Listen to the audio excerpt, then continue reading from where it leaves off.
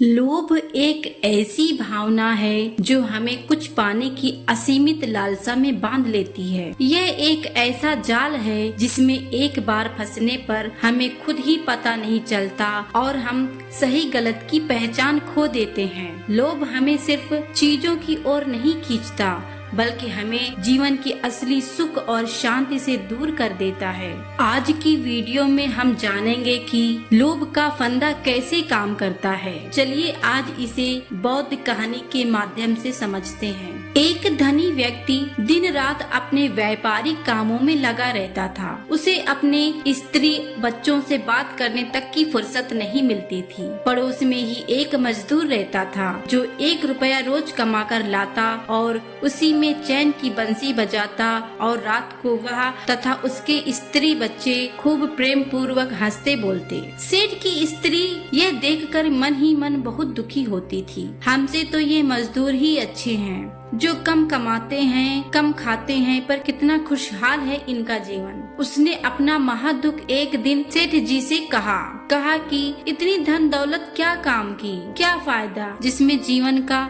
सब आनंद छूट जाए। सेठ जी ने कहा, तुम कहती तो ठीक हो, पर लोभ का फंदा ऐसा ही होता है कि एक बार जब इंसान फंस जाता है तो उससे फंसता ही चला जाता है। बस उसके मन में यही रहता है, हाय पैसा, हाय पैसा। यह लोभ का फंदा जिसके गले में एक बार पड़ा वह मुश्किल से ही निकल पाता है। यह मजदूर भी यदि पैसे के फेरे में पड़ जाए तो उसकी जिंदगी भी ऐसी ही हो जाएगी। सेठानी ने कहा, इसकी परीक्षा करनी चाहिए। सेठ जी ने कहा, अच्छा।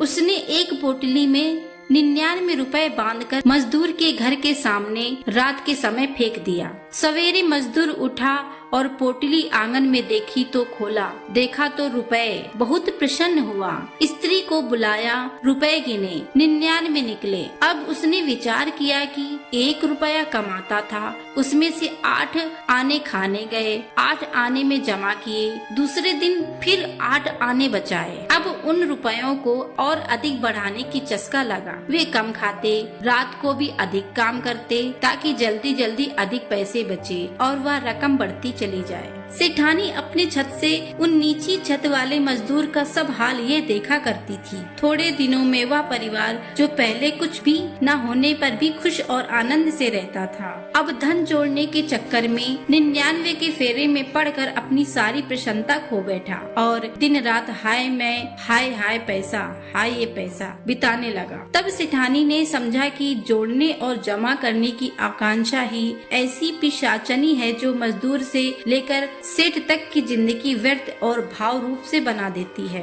इसलिए दोस्तों, हमें लोभ से बचना चाहिए।